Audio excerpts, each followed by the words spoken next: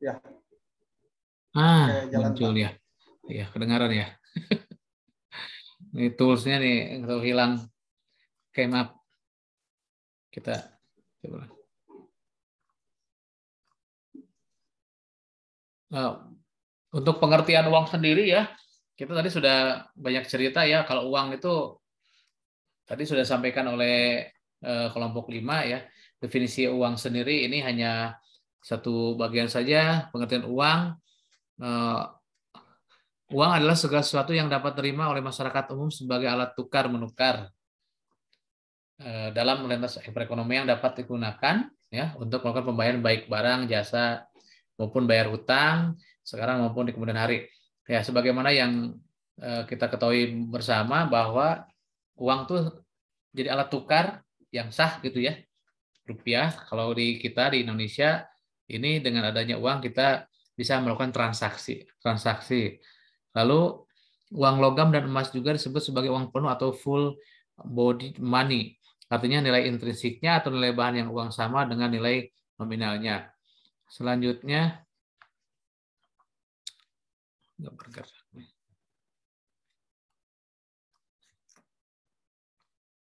fungsi yang melekat pada uang atau fungsi yang mengacu pada tujuan awal ciptakan uang. Ini fungsi asli primer.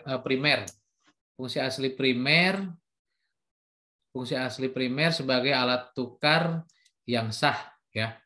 Yang alat tukar yang fungsi yang mengacu pada tujuan awal ciptakan uang, lalu sebagai alat tukar umum atau medium exchange ya, medium of exchange, yaitu uang yang berfungsi sebagai alat untuk pertukaran dan mengatasi kesulitan dalam pertukaran secara natural.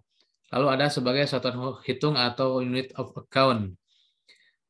Fungsi turunan atau sekundernya sebagai alat pembayaran atau means of payment. Kemudian untuk pembayaran hutang dan penimbunan kekayaan, artinya uang dapat disimpan terlebih dahulu. Lalu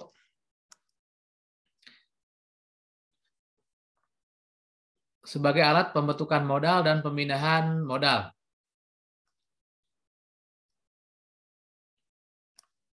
Atau transfer of value, uang yang berfungsi untuk menambah atau memperbesar modal usaha.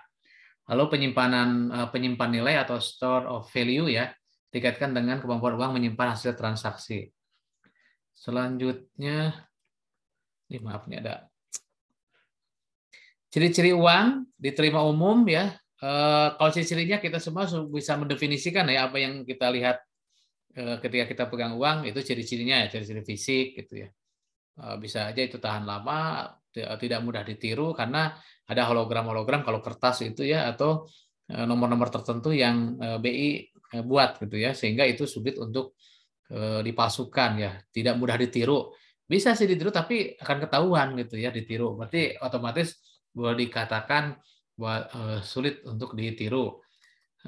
Dapat dibagi dalam unit yang kecil, kemudian mempunyai jaminan dan tidak mudah rusak atau dan supply elastis. Sifat jenis uang, portability yang mudah dibawa, gampang untuk dibawa kemana-mana. Lalu durability ya, tidak mudah rusak. Lalu standar stability dan mudah dikenali. Bisa diterima masyarakat, tahan lama atau awet, memiliki nilai yang stabil, mudah disimpan, bisa dibagi atau dipecah tanpa mengurangi nilai, kualitasnya relatif sama dimanapun, dan jumlah relatifnya terbatas. Oke, bicara uang mungkin itu ya, secara fisik kita bisa mendefinisikan sendiri ya. Ada uang fiat atau token ya, token money yaitu komoditas yang diterima sebagai uang namun nilai nominalnya jauh lebih dari nilai komoditas itu sendiri. Contoh, uang 1.000 nilainya jauh lebih tinggi daripada bahan atau kertasnya. Nah, bahannya mungkin bahannya jauh lebih murah dibanding nilai uang tersebut ya. Itu uang fiat atau token money. Misal token, coba token. Uang token kayak e-tol kadang-kadang tuh ya, kartu tol ya. Atau kita ngisi pulsa listrik ya. Nilai 500.000, 600.000 di print, bentuknya seperti apa, bahannya lebih murah dibanding isi harga uang tersebut gitu ya. Kemudian uang komoditas, uang yang nilainya sebesar nilai komoditas itu sendiri, contoh uang dinar atau dirham. Lalu uang hampir atau liquid sempurna, itu uang yang untuk digunakan, harus tukarkan, dicairkan. Liquid, nah kalau kita mengenal di akuntansi, liquid mudah cair, jadi artinya gampang untuk dicairkan. Ada cek, giro, emas, apalagi coba yang lainnya.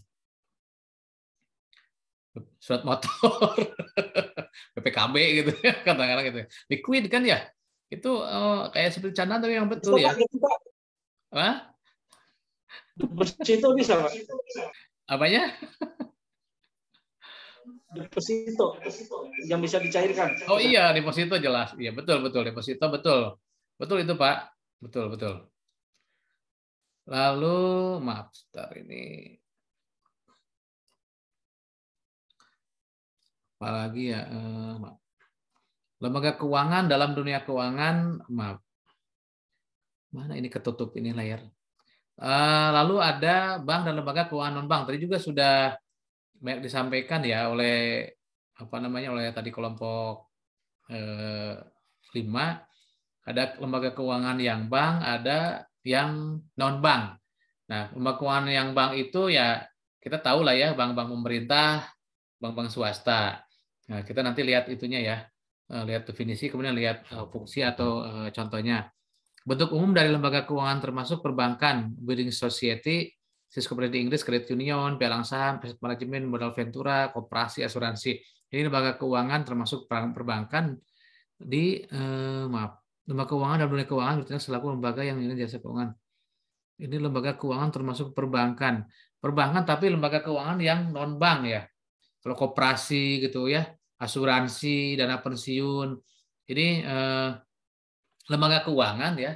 Lembaga keuangan sebenarnya masuk ke dalam non bank. Nah, nanti kita lihat sebenarnya Mas. Ini agak rancu nih kalau untuk dituliskan seperti ini. Kehadiran lembaga keuangan ilahi yang memfasilitasi arus peredaran uang dalam perekonomian, di mana uang dari individu di investor dikumpulkan dalam bentuk tabungan. Oke, silakan dibaca.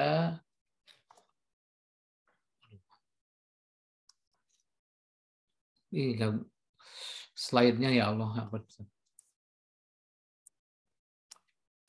Lembaga keuangan non-bank, lembaga keuangan lain atau non-bank ialah lembaga yang bergerak di bidang keuangan atau perkreditan yang tidak diatur dalam undang-undang perbankan. Jadi aturannya sendiri ya, tidak diatur dalam undang-undang perbankan, tapi diatur dalam undang-undang kayak koperasi, undang-undang koperasi gitu ya.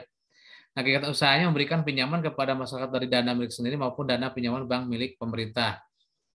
Oke, selain bank sentral atau bank umum dan bank perkreditan rakyat, masih ada lembaga keuangan lain bukan bank yang tidak diatur dalam undang-undang perbankan. Oke. Fungsi lembaga keuangan non bank. Kita kembali ke yang tadi ya, maaf. Jadi dia masuk lembaga keuangan tapi bukan kategori apa bank gitu ya. Lembaga keuangan kayak koperasi, lembaga keuangan juga dia mengurusi masalah keuangan, asuransi juga gitu ya. Lalu kalau di luar negeri ya kredit union, pialang saham gitu. Dia berurusan dengan keuangan tapi bukan masuk ke dalam bank. Nah, ini bentuk umum lembaga keuangan termasuk perbankan. Saya akan coba cross check lagi ya, ini bentuk umum dari lembaga keuangan termasuk perbankan. Building society, credit union, pialang saham. Saya kira asuransi, pegadaian, dana pensiun, reksadana, bursa efek itu masuk dalam lembaga keuangan tapi bukan bank. Kalau bank sebagaimana kita ketahui ya contoh-contoh yang seperti bank di negara kita tuh ada bank pemerintah dan bank swasta itu bank. Kalau non bank ya berarti di luar itu tapi masih berkaitan atau bermain dengan uang gitu ya. Contohnya tadi asuransi, pegadaian, dana pensiun, reksadana dan bursa efek ini. Di Indonesia katanya dibagi dalam 2 kelompok. Itu kemudian lembaga keuangan non bank yang tadi itu contohnya dia diatur sendiri tidak masuk dalam undang-undang perbankan ya. Lalu fungsi lembaga keuangan non bank memberikan pinjaman atau kredit kepada masyarakat yang berpendapatan rendah seperti koperasi gitu ya.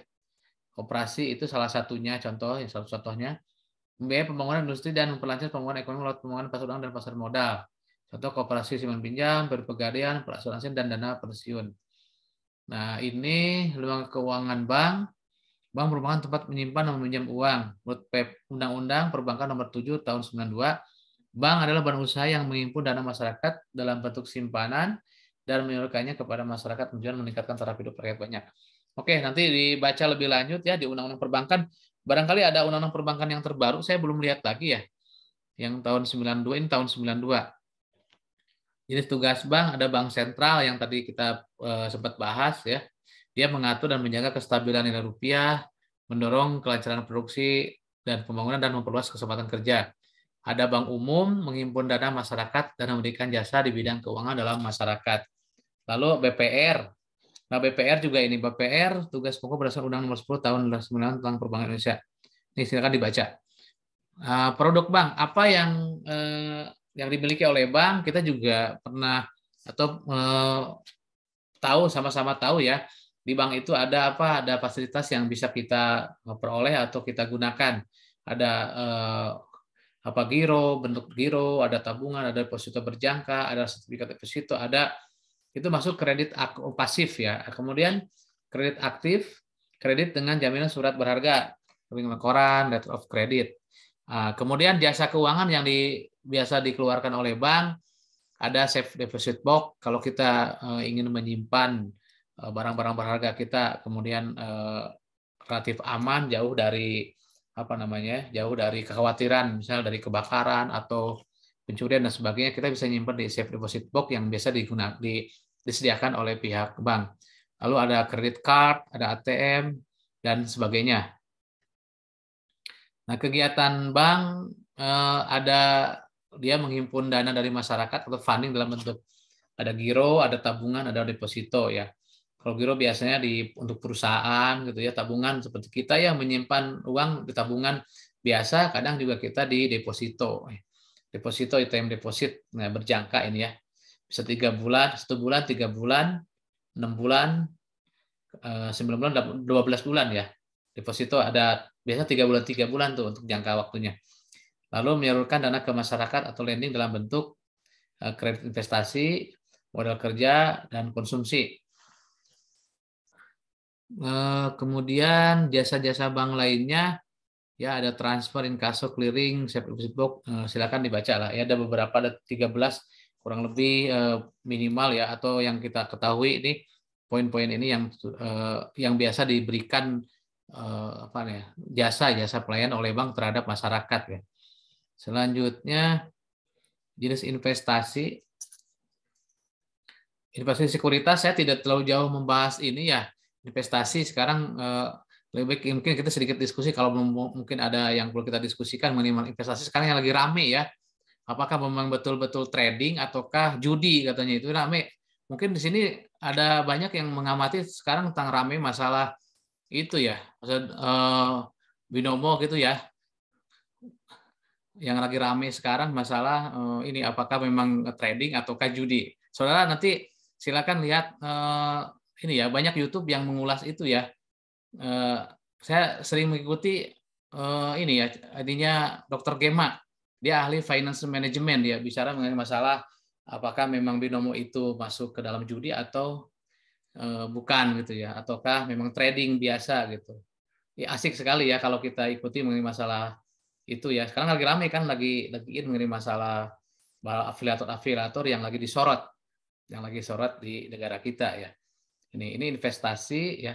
Kadang-kadang kan kita ya untuk kayak instan itu kan banyak yang menginginkan ke arah sana gitu. Tapi apakah memang benar caranya tepat ataukah tidak tepat? Nah, mungkin perlu banyak referensi yang bisa kita unduh atau kita lihat gitu ya. Sekarang YouTube banyak memberikan informasi yang sangat baik juga gitu ya, untuk kita coba masyarakat belajar supaya dapat pencerahan dari mereka para ahli di financial gitu ya, seperti itu ya. Mungkin Bapak Ibu di sini ya, karena media sekarang gencar sekali menayangkan tentang berita tentang masalah binary option itu ya, yang sekarang sedang ramai gitu. Lalu investasi jenisnya dibagi menjadi sektor real dan finansial. Investasi real dalam teori investasi umum adalah upaya mengelola uang atau aset secara langsung pada jenis atau bidang usaha tertentu, misalnya mendirikan pabrik dan sebagainya. Kalau investasi itu lebih ke arah ya kita menyimpan uang kita dengan berharap bahwa dia punya value lebih nanti di kemudian hari gitu ya. Entah itu disimpan dalam barang atau beli aset sesuatu yang kita berpikir bahwa di kemudian hari akan jauh berlipat harganya ya, value-nya itu. Lalu jenis sektor real, ada sektor manufaktur, ada properti, ada teknologi, ada jasa. Selanjutnya untuk sektor finansial atau paper asset, artinya investor menentukan dan mengolah studi produk yang menjadi sasaran investasi, misalnya bursa berjangka Jakarta, ada pasar modal, ya, ada obligasi. Nah, ini obligasi ini juga tidak, tadi kita sudah sedikit banyak mengulas ya, membahas ini obligasi. Kemudian nah ini definisi ini yang saya tuliskan ya, surat utang yang dikeluarkan oleh sebuah lembaga korporasi, bisa dari pihak swasta, juga bisa dari pihak pemerintah, dengan tujuan perusahaan bisa mendapatkan alternatif pembiayaan non bank. Jadi karena itu bentuk surat hutang, jadi itu dijual gitu ya. Tapi di situ ya ada iming-iming mengenai masalah bunganya berapa, kemudian jangka waktunya kapan yang harus dibayar gitu ya. Selain bunga, selain pokoknya seperti itu. Kalau obligasi itu bisa pemerintah, bisa corporate, bisa apa namanya tadi satu lagi. Ini ada 3 ya. Detail atau apa itu lupa lagi tuh. Nanti tinggal dibaca lebih lanjut, mungkin dalam referensi-referensi khusus mengenai masalah obligasi ya. Selanjutnya untuk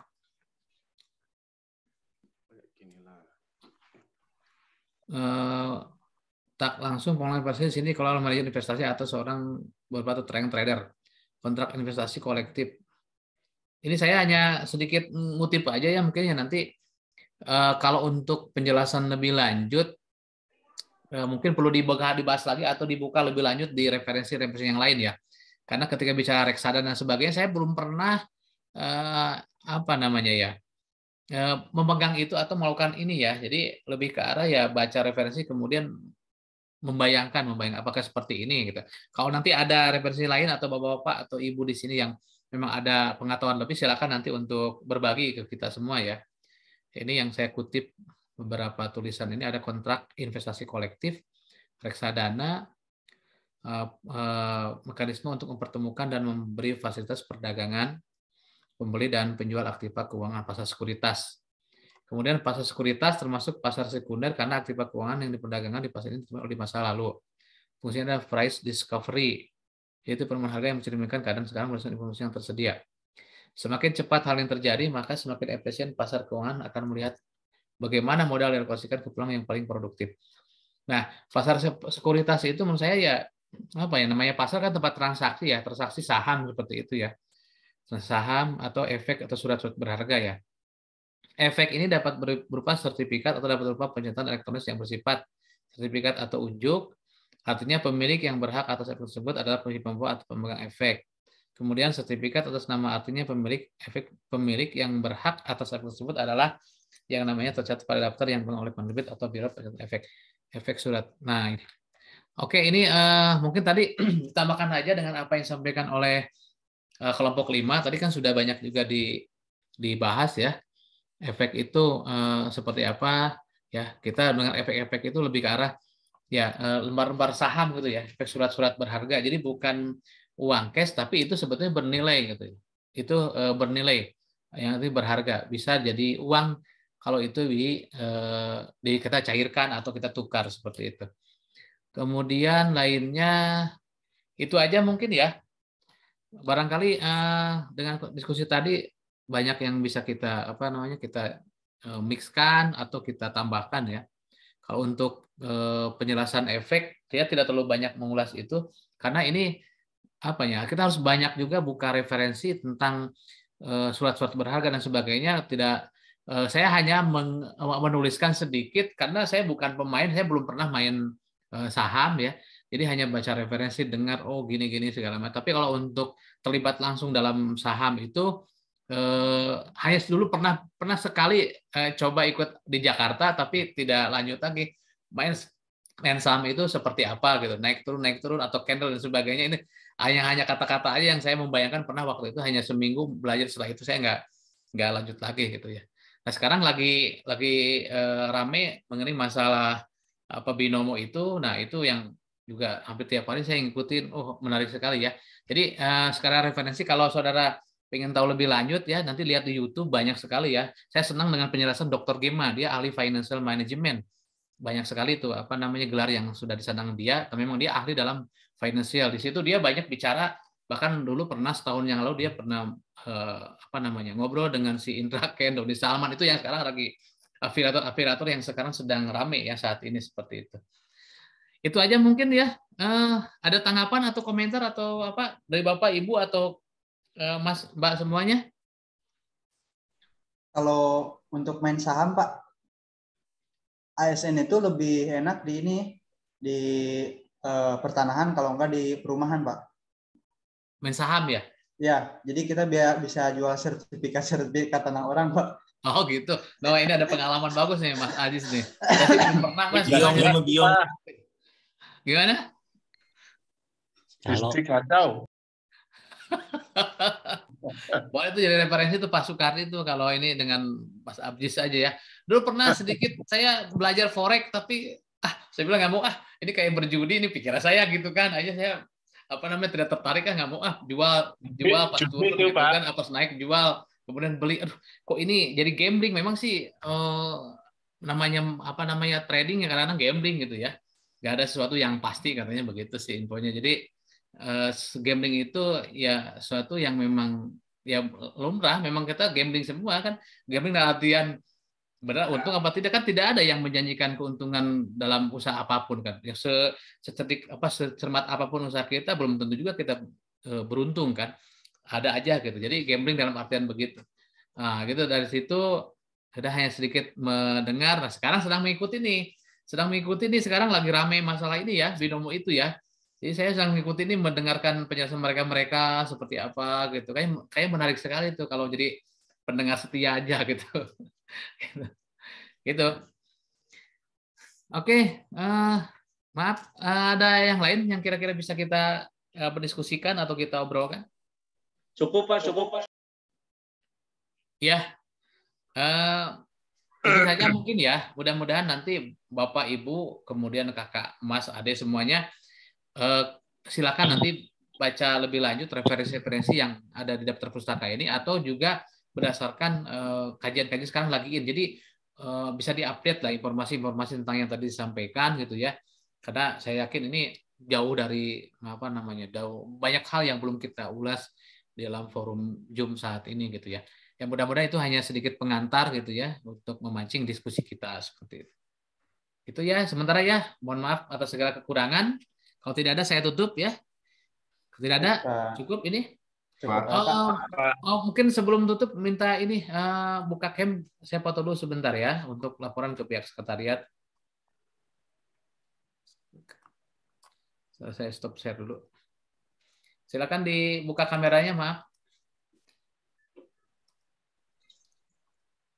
Oke. 1, 2, 3.